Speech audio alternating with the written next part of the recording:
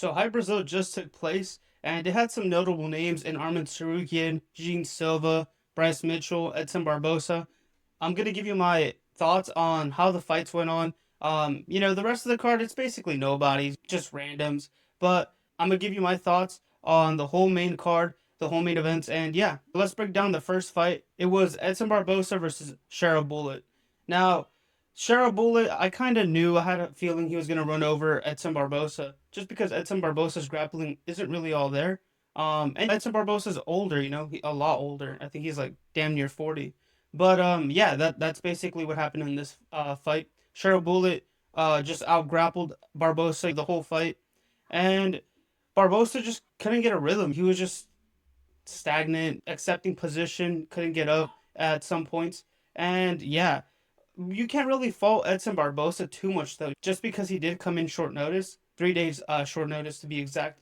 And Bullet's original opponent was going to be Jorge Masvidal, but he pulled out. It was undisclosed as to why he pulled out, but he did pull out, and Edson Barbosa had to come in. He came in short notice, tried to work Bullet, but it was to no avail.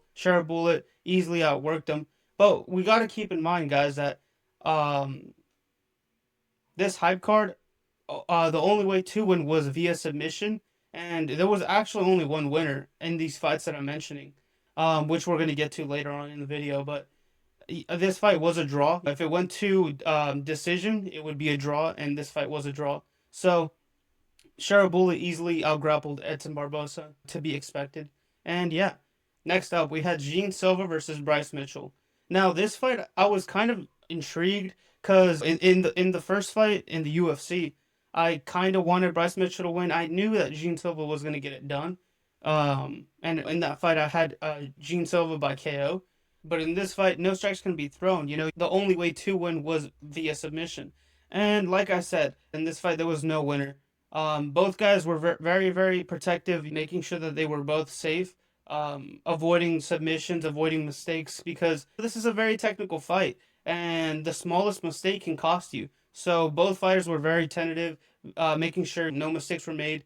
And yeah, like I said, Brycemitchell had his moments. At some point he had full mount. At some point he had Jeansilva where he wanted, and it was the same. It was the same situation with Jeansilva. Jeansilva didn't really have full mount, but he had Brycemitchell's back at times, and they were just working, really looking for that win. But it never came to fruition, and yeah, it just ends at a draw. But good for both of them. Good on everybody on this card because they're putting a little bit of money in their pockets. So outside of the UFC, so that's really good for both of them. They get paid, and yeah. And then the main event. Now this fight, it was also a short notice fight. It was Armentsarukyan versus Muhammad Mokaev, and this fight was this was a really good fight in my opinion. I really liked it, and I was actually kind of intrigued. Yes, Muhammad Mokaev did come in short notice. But he's still a really, really high level grappler, and I'm actually surprised that the UFC released him when they did. Dana says that he had some problems with them. Who knows, man? Who knows? Dana, tends to lie a lot, and yeah, I mean, who knows, man? Muhammad Mokaev also said that the UFC asked him to be more entertaining in his last fight against uh Manel Kopp. He tried to do that. The hype was there. They were just making it seem like they hated each other, and then when they actually got into the cage, they were not throwing anything, both of them. So I don't know. I don't know. But after that, UFC cut him. We'll see. We'll see where he goes. He went to like a Russian promotion or something like that. He's still undefeated, but I'm getting sidetracked. So let's get into this. So he fought Armin Sarukian, and I had Armin Sarukian in this fight just because Muhammad Mokaev, yes, he's very talented. He's a talented wrestler, grappler, but he's two weight divisions down, man. And there's weight classes for a reason. We saw that when Armin Sarukian fought Hamzat Chimaev in the same promotion, and Armin Sarukian lost. And Armin Sarukian, like I said, he's a really good grappler, and he lost against Hamzat Chimaev. So there's levels, there's weight classes for a reason, and you had to have picked Armin Sarukian to win this fight easily, and that's what happened. Armin Sarukian got a rear naked choke on Muhammad Mokaev. and so literally slept them, man. He fucking went to sleep. Muhammad Mokaev did.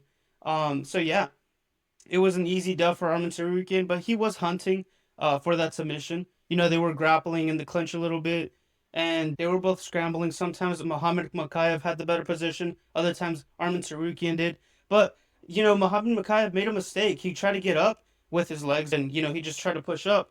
And Armentsarukyan grabbed that neck, and at first it looked like he was going to get like a face crank, but then he was able to get his arm under the chin and get that rear naked choke. And like I said, that was deep, man, because he had that rear naked choke maybe for like 5 seconds, 10 seconds, and Muhammad Mokaev was out, bro. He was out, and yeah, Armin Sarukian wins, and they ask him who he wants next. He said Charles Oliveira. So I don't know if he wants Charles Oliveira in the UFC or Charles Oliveira in Hype. But you know, either way, I mean, if it's in Hype, that'd be very intriguing because they're both lightweights, and obviously they can only win via submission, so that'd be a very intriguing fight. And if it's in the UFC, then you know that would be their second time they fight because they fought in UFC 300, if memory serves me right. So yeah, and then that fight could have gone either way. You know, a lot of people had Charles Oliveira winning that fight, including myself. So yeah, we'll see. We'll see, man. But Armin Sarukian, this guy deserves a title shot, man. This guy's been fighting everywhere, besides the UFC, and he has mentioned that the UFC doesn't really let him fight. They're kind of icing him. So who knows, man? I kind of want to see this guy fight for the title already. And yeah, we'll see. But good for Armin Sarukian to win this. You know, get his name a little bit bigger in out in the world. So yeah, those were my thoughts for Hype Brazil. I'll see you guys this weekend for UFC Vegas, Josh Emmett versus Kevin Vallejos. And yeah, until next time.